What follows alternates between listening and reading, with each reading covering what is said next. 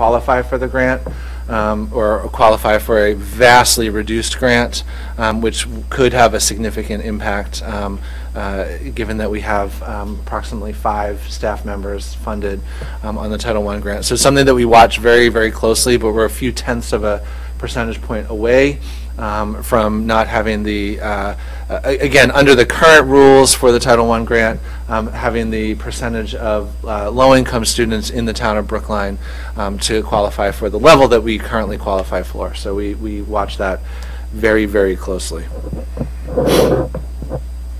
So just one follow-up question. How many Title I schools do we have this year? And which ones? I would have to review. I believe this year it's, as is every year, Lincoln and Coolidge Corner. That is affirmative. It goes back and forth between Pierce and Lawrence, and so I will hold off on answering the final part, but for sure, Lincoln and Coolidge. I believe it's Pierce, but I will confirm that and get the answer back to the committee. Okay, on the motion on the consent agenda, all in favor? That is unanimous.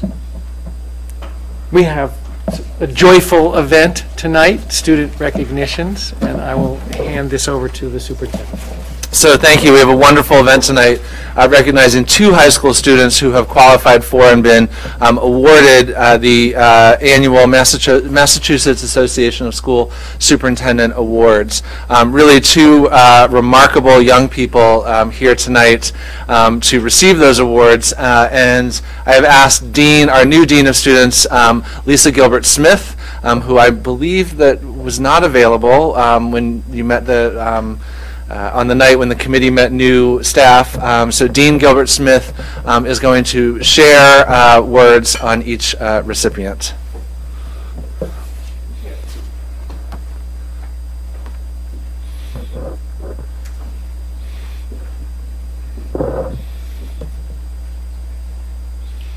Good evening, everyone.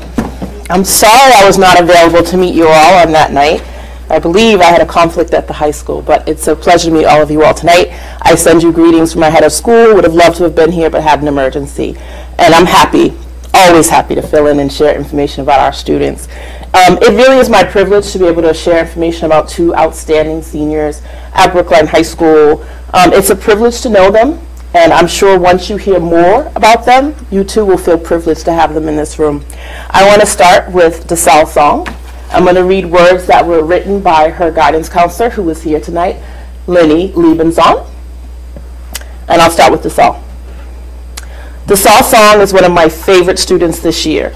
She is an excellent scholar. She is also a wonderful person. She's funny, humble, and dedicated. She is mature beyond her years, yet never fails to smile and laugh when she interacts with people. A child of recent immigrants, DeSalle does not have it easy at home. Her parents do not speak English fluently and had to work night shifts as cleaners. DeSalle spends considerable time translating for the family. What's more, in the evening, she has to take care of her younger brother. None of this precludes DeSalle from excelling in school and taking on leadership roles in her extracurricular activities. DeSalle is deeply dedicated to her work at the Korean Church of Boston. Since the end of 8th grade, she became a leader of the church's youth group, planning all events and meetings. In addition, she works for the production team, making PowerPoint presentations for the sermons and running the sound booth during the services. Here at Brookline High School, DeSalle is a member of the SAIR Club, Students Against Institutional Racism. And she has organized assemblies at our school and spoke in front of her classmates about her experience as an Asian American. On her senior information sheet, DeSalle writes, "I took a huge risk of standing up in front of the whole school and talking about my personal experience. It was definitely scary at first, but once I got through it, it was the most meaningful thing that I did in my junior year." A talented artist and woodworker, DeSalle was awarded the Silver and Gold Key at the 2018 Massachusetts Regional Scholastic Competition. The table she created in our furniture making class also won first place in the BHS competition. Academically, DeSalle is a star. rarely getting a grade below an A in some of the hardest classes that we offer. She will graduate with 4 advanced placement classes under her belt. In addition, she has taken an independent study in art, which might result in an AP portfolio submission. Tasal succeeds in everything that she does, and I could not be happier for her. Good luck in all your beginnings, Tasal. Please join Mr. Levinson and I in congratulating Tasal for being awarded the Massachusetts Association of School Superintendents Award. Congratulations, Tasal. I don't actually have the award. That is left to our superintendent.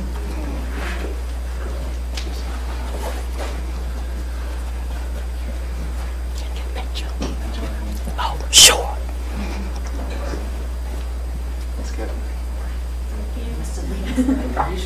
Right there in the middle.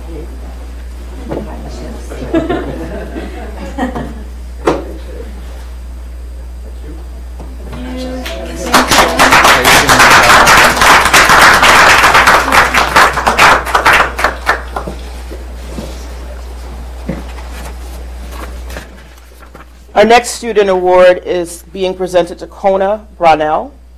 Her guidance counselor, Alexia Thomas, is away right now in London, chaperoning a trip, and so it is my pleasure to present Alexia Thomas's words about Kona. I'm going to start with an excerpt from her opening paragraph of her college essay, which is pretty powerful. It made me cry. Change intimidated me, the unknown, the discomfort of unfamiliarity. There I was at 15 on a Saturday afternoon, silent in the back seat of our car for the last time. I looked back in bewilderment at everything I was leaving behind. My friends, my dogs, the vibrant green trees, the rich brown soil, and the only home I had ever known. We drove to the airport, not knowing when or if I would see my beautiful country, Liberia, again. Moments before, we received a phone call from my father telling us to pack our belongings and meet him at a gas station. It was no longer safe to stay in our home. I did not grasp what was happening then as I grabbed my journal and my backpack, rummaging through my belongings for something to take along. The previous day, my father, a human rights lawyer and a target of our government because of his work, had his office attacked while he was out. I vividly remember my panic. I came home from school, energized by a basketball game victory, and noticed our dogs anxiously barking and running around. We later learned that men were spying on our house to see if my father would return. He did not. He slept at a safe house, and I could not sleep at all. We stayed in Ghana for more than 2 months, and I had to confront my fear of change. Nothing was familiar or structured anymore. I stopped attending school and talking with friends because of the danger that it posed. I just stayed home, waiting for the visa to get to safety in America. Kona Brownell is an inspiring young woman who has quite the story to tell and who has already experienced more than most in her young lifetime. Kona is deeply engaged in her education and the issues around her, and she impresses everyone with her intellectual integrity, curiosity, compassion, and the way she listens to others. Moving from Liberia to Ghana and then to Brookline was quite the shock, and Kona felt extremely out of place in the beginning, especially transferring in mid-year and as one of the few black students in her classes. However, she didn't have a choice except to hit the ground running and take advantage of the educational opportunities that were now available to her. Kona immediately involved herself in several clubs and extracurricular activities, including the Dream Far Running Club, where she trained and participated in a full marathon in Providence, Rhode Island. Something Kona, who isn't a runner, never thought that she would do. She also found a volunteer opportunity at a local theater program, was a CIT at the Brookline Recreation Camp, and last summer, Kona applied and was accepted to a creative writing program at Long Island University in Brooklyn, where she lived on campus and navigated the college environment. For her senior year, Kona decided to apply to and join a program at Brookline High School called School Within a School. SWS is a smaller democratic program in the high school in which students have more freedom and greater responsibility to actually run the school. Students have an equal vote with staff and a great deal of decision making. And Kona is beginning to express her voice within the community and bring attention to current social issues. The smaller classes and close relationships she has with teachers is an environment where Kona is thriving, and an environment in which she feels safe and seen by others. Kona has really come into her own this year, taking advantage of all the resources offered to her and continuing to challenge herself academically. Kona is a devoted person with a huge heart who wants to find meaningful and useful work in this world.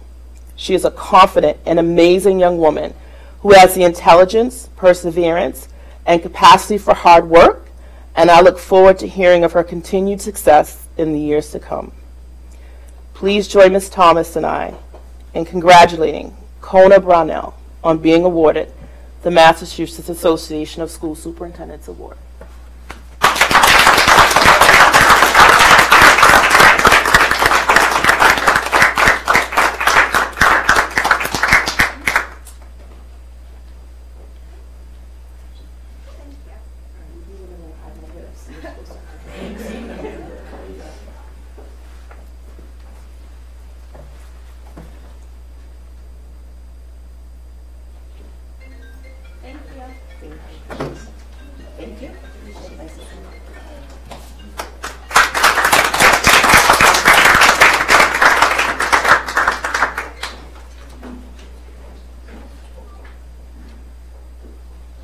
I would just want to say to both of you, the words that your guidance counselors wrote are unparalleled, and they capture so well the remarkable young women that you both are.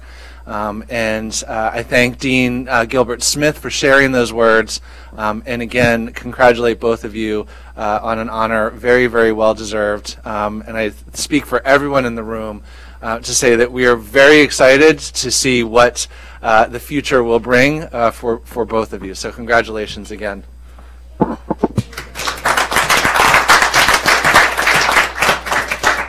I also just want to both acknowledge and congratulate your parents and your families for supporting you, and it takes a village just the way it takes a family, and so you all deserve a lot of credit. Thank you very much.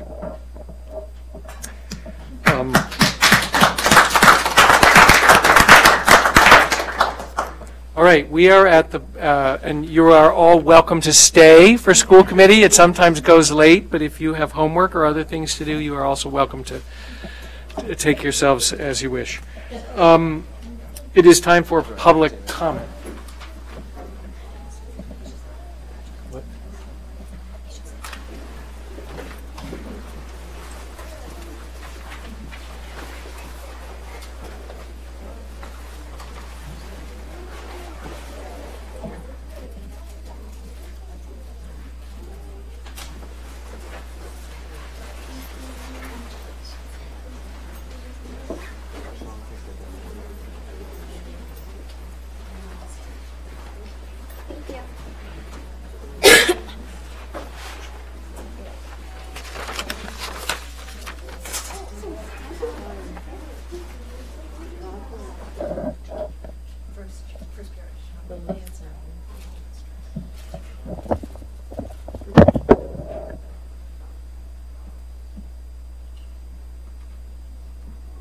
Just going to give it a minute until the superintendent gets back.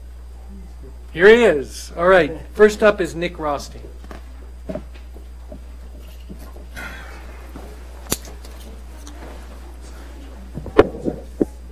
Good evening. I hate to follow this up. Two of my favorite students were just sitting here, Kona and Natalie, who I taught. And following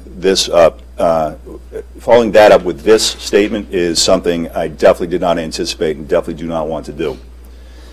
But it's long overdue. My name is Nick Rothstein. I live at 64 Franklin Street. I've been teaching at Brookline High for 18 years. We create the culture we want. That is a line in the BHS mission statement. a line that is now to me as ambiguous and ironic as idealistic as it may have been when conceived. I'm not here representing anyone else's opinion, although I know for a fact my sentiments are mirrored by many BHS staff, but I'll only take credit for myself. A few weeks ago, this committee made a decision to deny the grievance filed by Mark Wheeler, a 17-year veteran teacher at Brookline High, that he was terminated wrongfully from the assistant coach position on the young women's basketball team at Brookline High. I'm here to say on behalf of Mark, not only on the behalf of Mark, but for myself, my own volition and voice, that this termination was done shamefully and with cowardice. In fact, in my 18 years of teaching at Brookline High, I cannot recall a more disrespectful display of conduct toward an established and valued member of the teaching corps. And I'm appalled, and I'm embarrassed by it.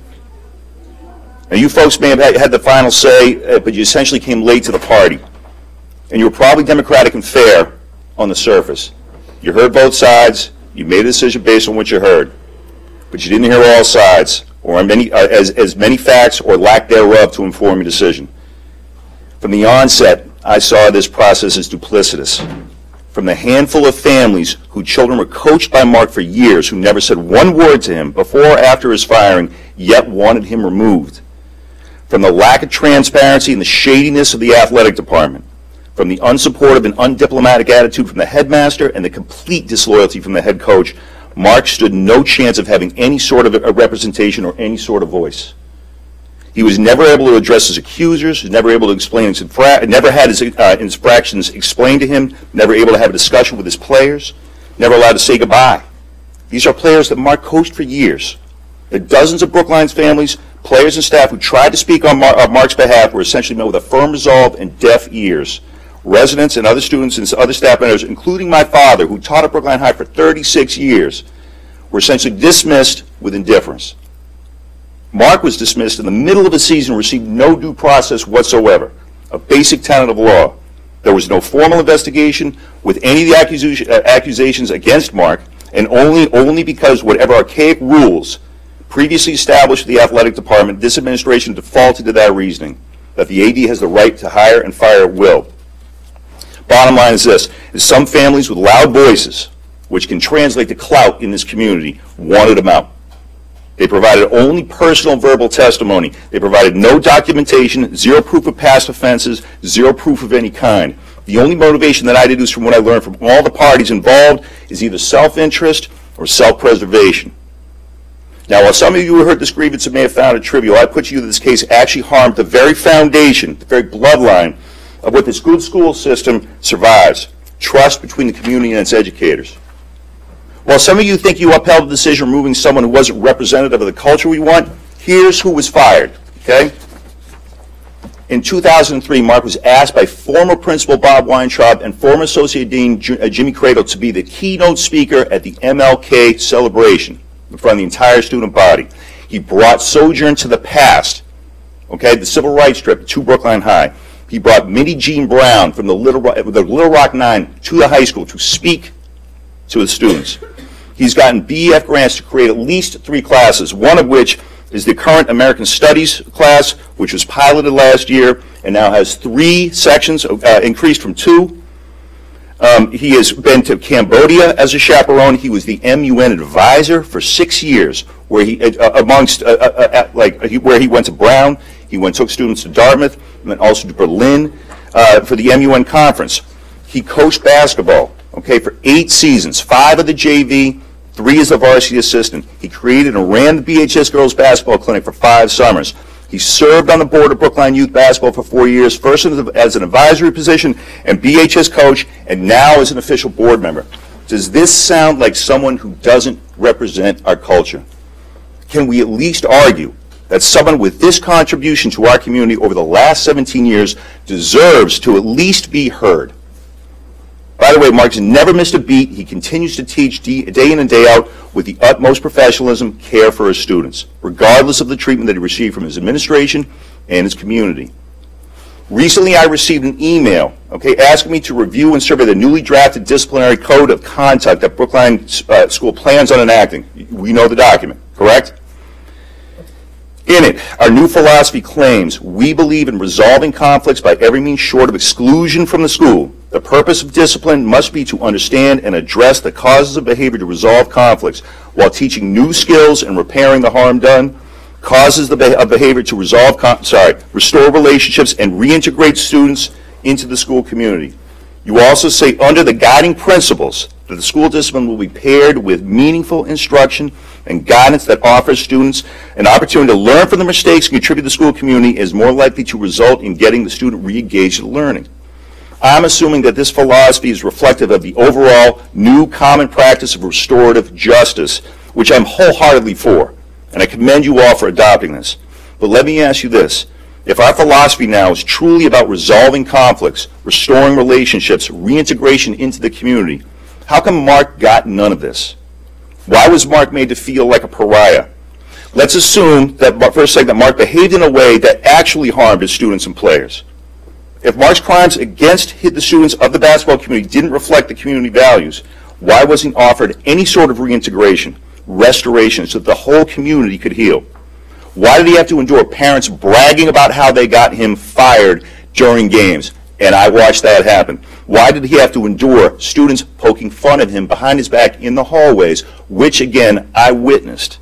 Why wasn't he allowed one meeting with the families who wanted him gone, even to apologize? How can you ask us to support a philosophy that you want our children to learn that the adults in this community don't practice? How can you expect us to be advocates? How can you expect us to be advocates of this philosophy towards students when we know we will not receive the same treatment when faced with this kind of adversity? Think about the message that was sent to both parties of students involved here. The minority of students who want to mark out learned that if mom and dad complain loud enough, I won't have to confront. I don't have to hear the other side. I won't have to look anyone in the eye. I don't have to reconsider anything I think or work within a community. And the students who were not part of Mark's dismissal may have in fact wanted Mark as their coach. They learned that there's no sense of standing up for what you believe because you won't be heard. It would be better to capitulate and carry on. What happens when your daughters and sons face the same situation? What happens when your son or daughter, God willing, becomes a teacher or a coach or a principal or a superintendent? Would you tolerate the process of what happened to Mark with the members of your own family? In this instance, with Mark's dismissal, in my estimation, the parents of this community, my neighbors, my athletic department, my administration, and now my school committee who validated the actions of everyone above, I put you, failed its constituency in this instance. This was a terrible teaching moment for all involved. In my estimation, someone in this community owes Mark an apology, whether it comes from parents or the athletic department or the administration or this committee. Marty is worthy of an apology. He's a good teacher and a good man, and we hurt him. My daughter is here. She's here because I want her to see how a community is supposed to behave. When issues arise, you don't ask others to do your bidding. You don't operate behind people's backs. You find a measure of courage. You speak your mind and you create a conversation designed to listen and decide on what's right. Above all, we stand up for our friends in our community when we see they've been wronged. That's restorative justice in our minds. That's the culture we value. And I would find it hard to believe that this committee, who volunteers on our behalf, wouldn't value the same. Thank you for listening. Thank you. Thank you.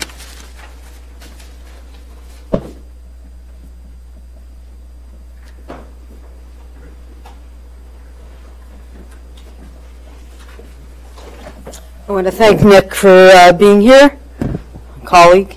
The members of the BEU are not done with that case, so I think we'll be back to talk some more about it. But that's not my prime reason for coming here.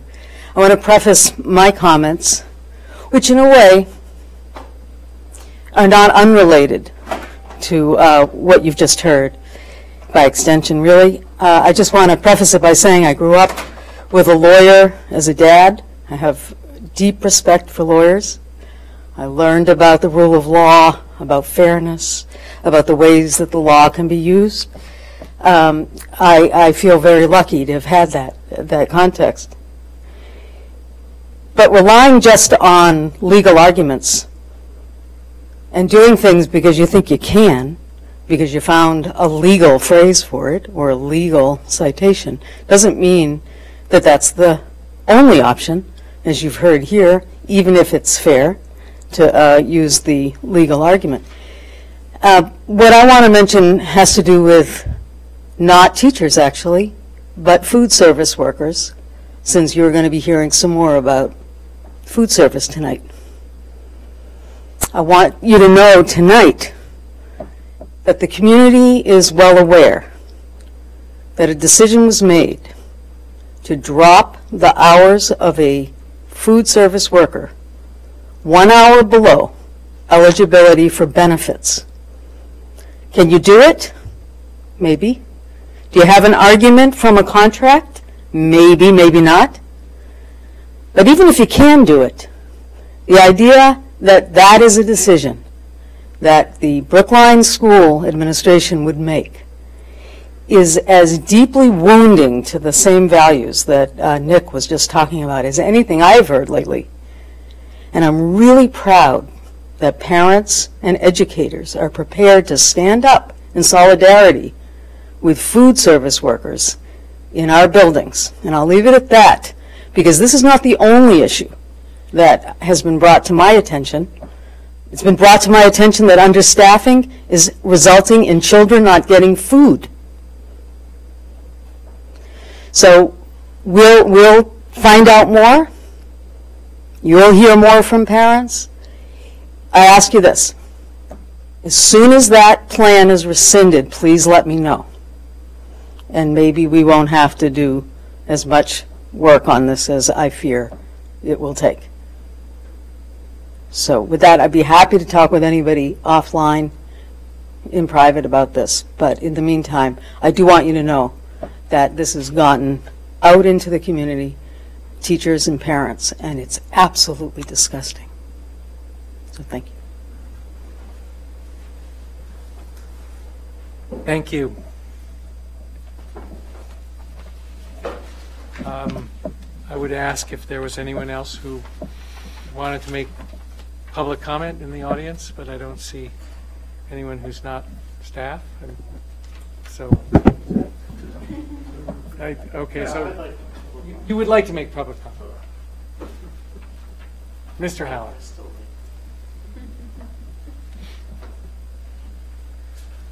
I was Craig Haller, co-chair of CPAC. I spoke briefly at the end of last year when we brought on a new interim deputy superintendent, and I was in support of that. As many of you know, I was sort of out of commission the first 8 or 10 weeks of the school year. So I figured the whole place would fall apart because I wasn't around. And the punchline is things are going really well in special ed this year. We have some hiccups, but our new interim deputy superintendent and the decisions around that, and many people working in concert to get things back on track with special ed have been really successful. So I just wanted to bring some good news up and a thank you, and you'll be seeing more of me because stuff seems to be working. Okay, that's all. Thank you. Thank you.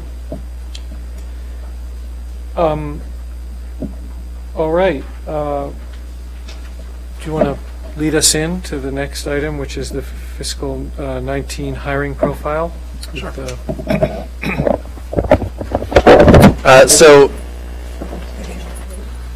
I think you all know Lisa Richardson, our Director of Human Resources. Lisa is going to do tonight for the committee what has become an annual report on hiring profile, specifically with a focus on efforts, the results of efforts with respect to hiring a more diverse group of educators across our schools, educators fully inclusive of our teachers in Unit A, our paraprofessionals, and our school administrators. So Lisa will queue up, we're queuing up that slideshow, and Lisa will walk through the information. The short version is good news. All right, good evening, everyone. I will not keep you long with my presentation. I want to concur with Andrew. I do think what we have seen in terms of our recruiting and hiring is good news. Should I wait for that or just keep saying? Yeah. Okay. All right. So what I did, oh, give it a second.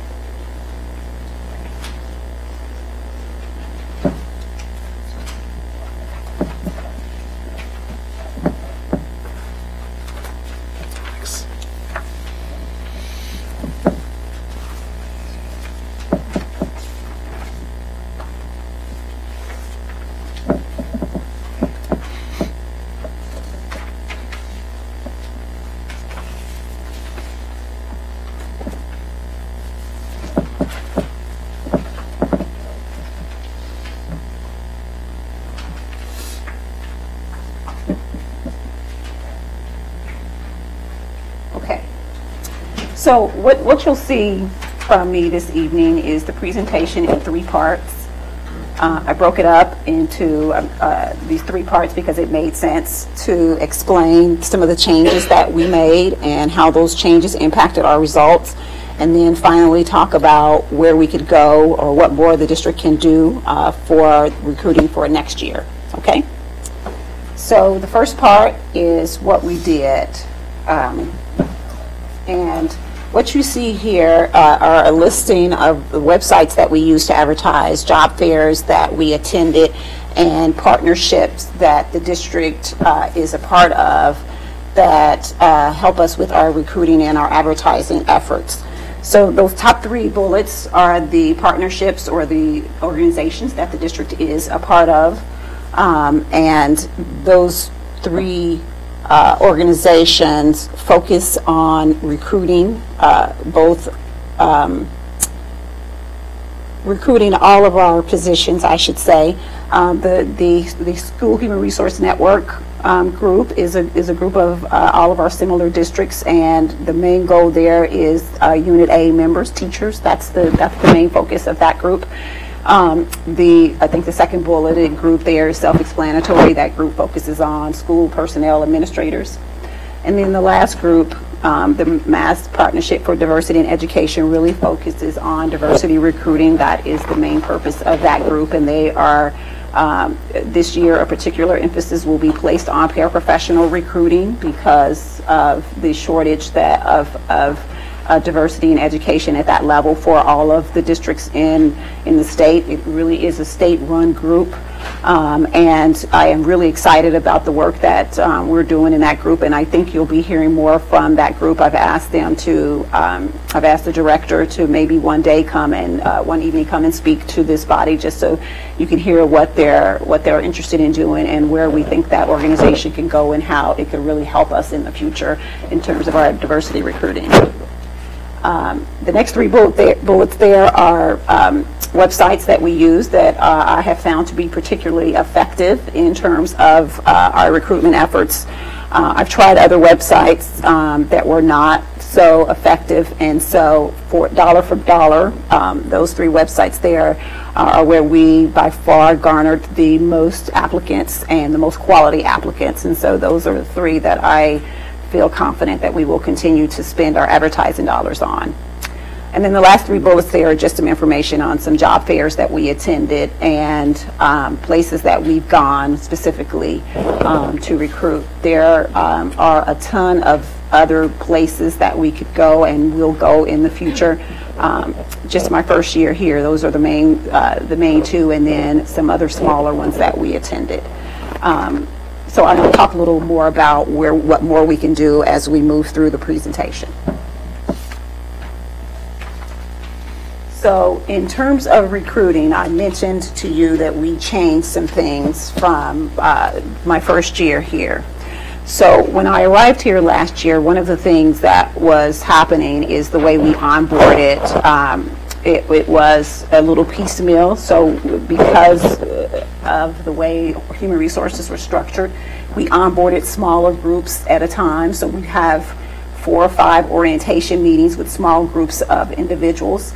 And what that led to is that we had groups of new hires who didn't really know each other. People didn't have an opportunity to get out into the district and see district places, and so it didn't create the sense of kinship and family that I think you can create when you're onboarding new employees if they are all together.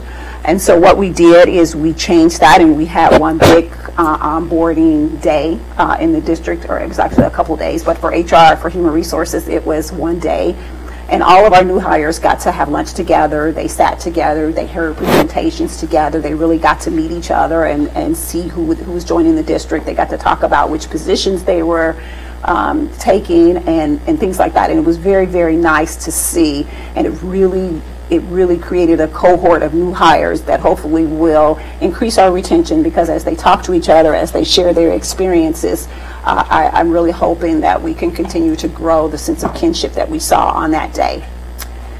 One of the other beautiful things about that is because we did this all in one sort of setting, one day for human resources, it meant that I wasn't, in my department, wasn't spending days and days and days onboarding new employees, and then I could focus those resources and our time on other things. And so for human resources, it really will reduce the cost of, and by cost I mean both dollars and personnel time in onboarding our employees. And so I'm really happy with what we did there. There's some things we'll change again ongoing or for next year, but I was really happy with what we saw that day. In terms of our paraprofessional hirings, what I discovered when I arrived in the district last year was that we posted our paraprofessional positions by building, and the issue with that is that it was creating competition amongst the buildings for a very limited pool of people. And so I found that there were paraprofessionals who were being interviewed 4 times in the district at 4 different buildings, and it was creating confusion and chaos.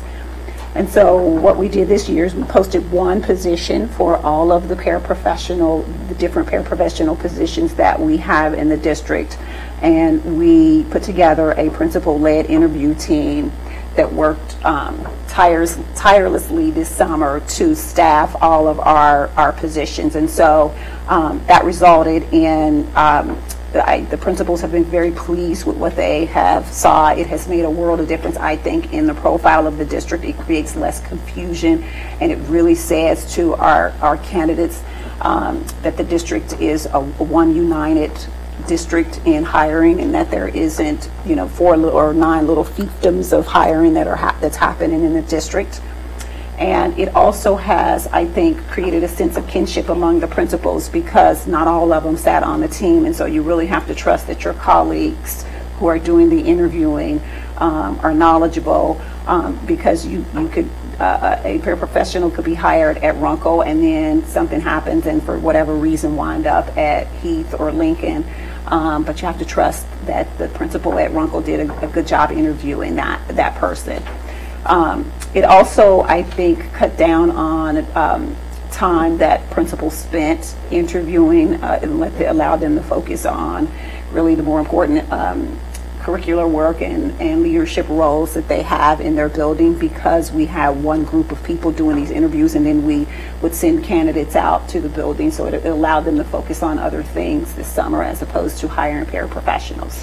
So again, I've been very pleased with what we saw. We'll make some additional changes based on the feedback that we got, but I believe that this is the way that we will continue to hire our paraprofessionals in the district going forward. The last piece of this puzzle here is the Unit A and B hiring that we did. When I got to the district, the way we were hiring teachers it really was building dependent, and we really wanted to streamline that process and to standardize that process to the extent possible. And so Andrew and I really talked about what we'd like to see and where we would like to go. And so we introduced interview committees for all of our Unit A and B positions. We mandated that there had to be parental involvement for hiring those positions, because we wanted increased diversity on those committees, and we also wanted increased perspective, community perspective, parental perspective on those interview committees. And again, I think it has been wildly successful. The feedback that I have gotten from both community members and principals are that it has expanded the view of candidates and really helped to increase the quality of the candidates that are ultimately chosen with this process. The other thing that we did as well is we also increased the emphasis on diversity hiring in these committees. We made it clear that we wanted to see an increase in our diversity hires, and so one of the things that we also changed was that I and my team in Human Resources reviewed all of our candidates and screened our candidates for minority candidates who were qualified for the positions. And then we sent those candidates out to our building principals and said, here are minority candidates that should be interviewed.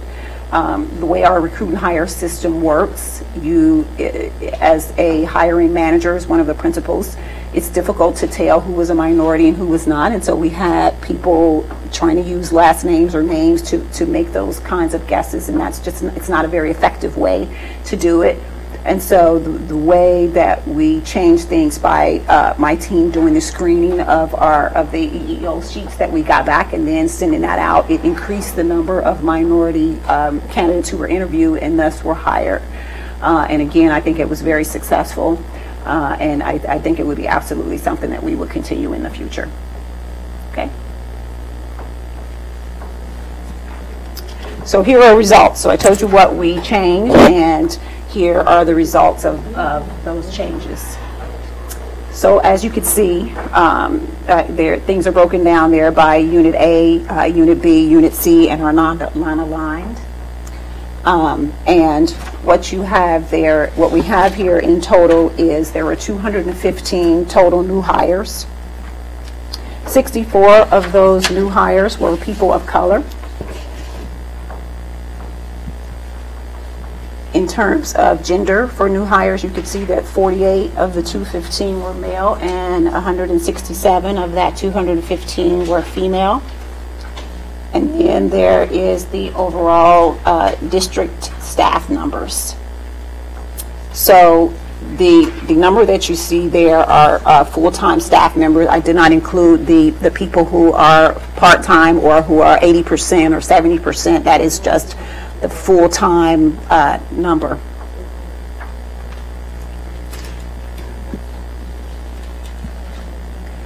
Here is our 5-year comparison. And these numbers only comprise the new teachers and our paraprofessionals for the past 5 years. And you can see that every year we've been making steady progress in terms of the number of educators of color in the district.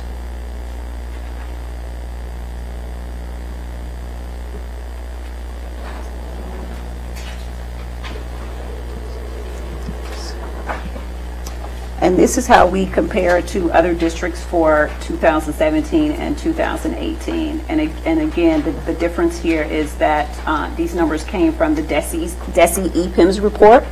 And this report considers all of the district personnel, which includes people who are not full-time.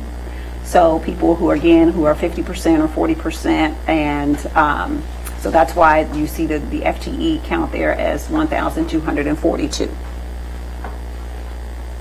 And you can see that, again, the difference between the 16-17 and 17-18 is an increase. And you can see that the district is above the state average in terms of our educators of color.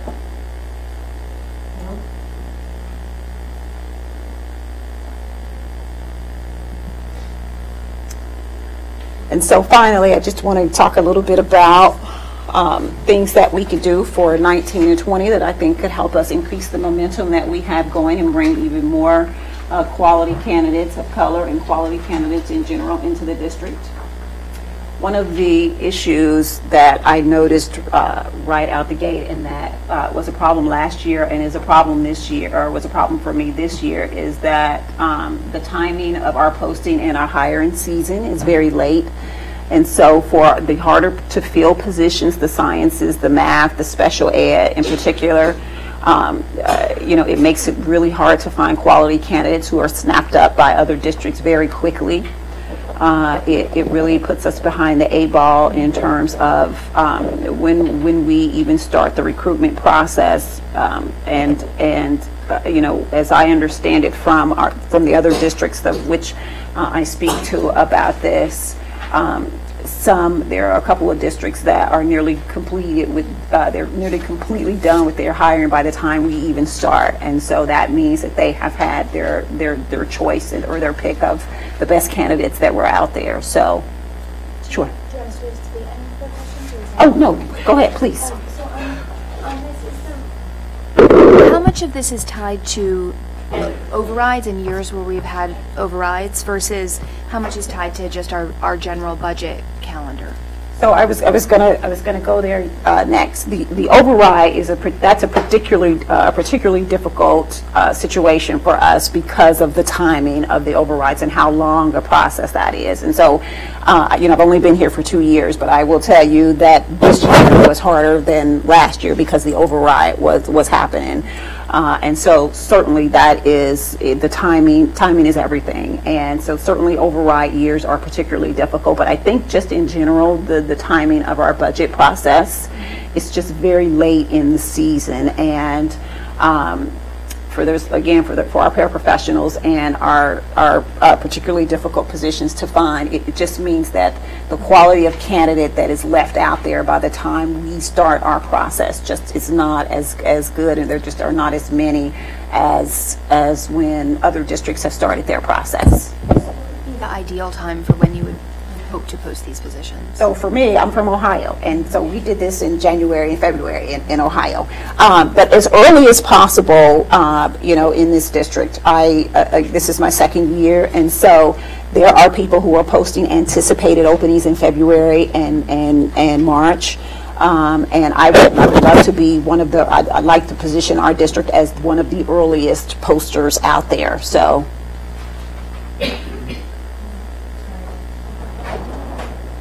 Do you want to finish first and then? No, questions? please feel free. Okay. Although you're from Michigan, so I don't know. I don't know. Buckeyes here, we have a problem. It's Ohio State, Michigan State. No, University of Michigan. I'm sorry, University of Michigan, sorry. Sorry, that's an aside here. We were just having a conversation earlier. So I'm looking at the new teachers and paraprofessionals of the past 5 years. Sure. And this is not an answer I want right now, but I'd like to understand.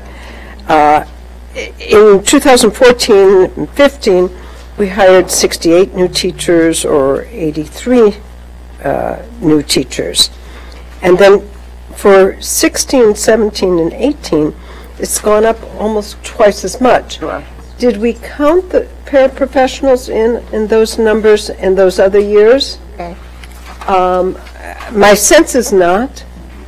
But, so I don't want to, I don't know if you have that information now, Yes. but I'd like to just understand those numbers better, because my understanding had been that, at least with Unit A and B, there were, approximately 60 to 80 teachers a year that we would be hiring, or staff, and so I'd just like to understand that better. Sure. I Thank you. can certainly do the research and find out. Okay, thank you.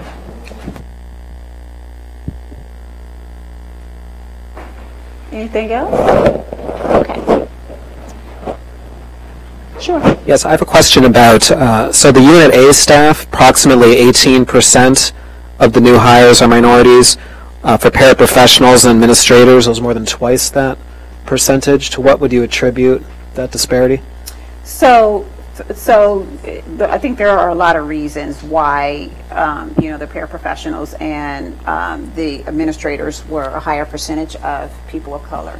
For one thing, I think the pool, again, the pool makes all of the difference, and I think that for paraprofessionals, the pool in the area of people of color who are applying for positions is greater than the pool of Unit A people of color who are applying for a position.